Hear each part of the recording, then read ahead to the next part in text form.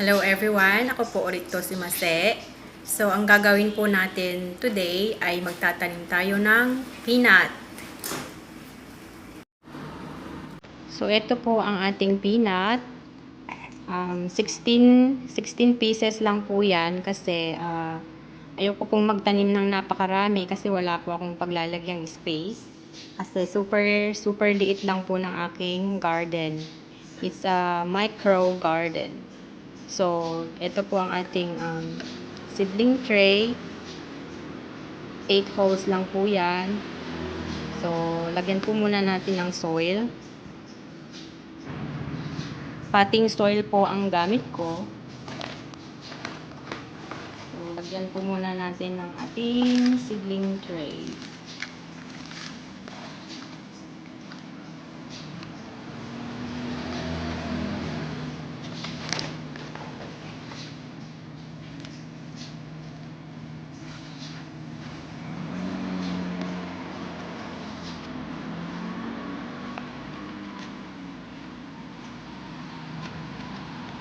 May nabasa po akong blog sa Google na ang isang mani, matured na mani, pag harvest na, mayroon siyang, nagpo-produce siya ng 25 pieces na, minimum na 25 pieces ng mani. So, 25 may siguro 25 to 40, ganun. So, try po natin, baka sakaling maging ganun din ang ating mani, ating peanut. Try po natin. So, lalagyan po natin ng dalawang mani kada butas. Dalawang mani kada hole ang ating seedling tray.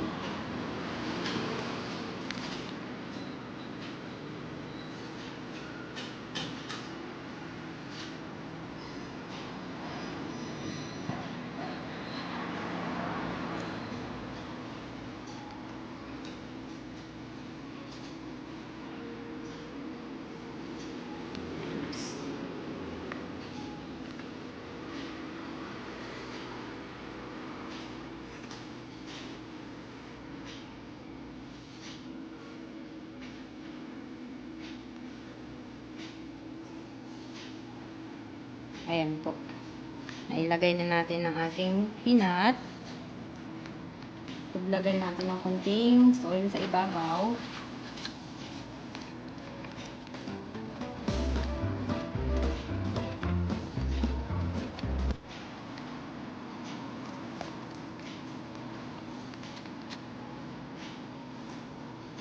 Mahal po ang mani dito ay yung isang kilo ng mani ay 180 Taiwan money yun. Ayan. So, diligan po muna natin.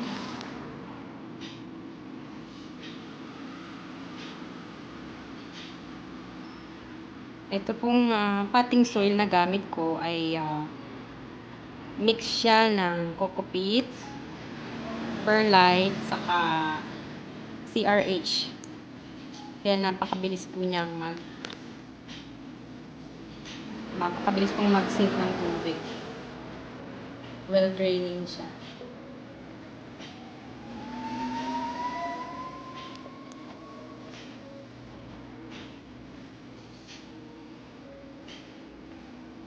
So, ilalagay po muna natin to sa may gilid ng bintana para doon mag-germinate.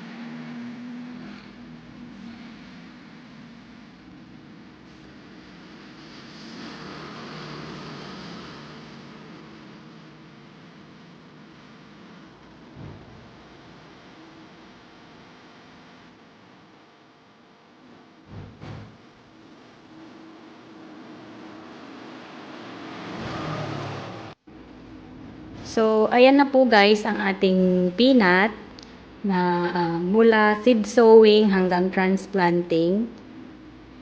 At tingnan po natin kung ilan ang susurvive sa kanila. It will take 120 days to 150 days bago i-harvest ang ating peanut. So, tingnan natin kung ilan sa kanila ang makasurvive hanggang 120 days. So, thank you for watching guys. Salamat sa panonood. Please subscribe to my channel, Mases Passion. At stay safe po lagi. At God bless po sa ating lahat. Maraming salamat po.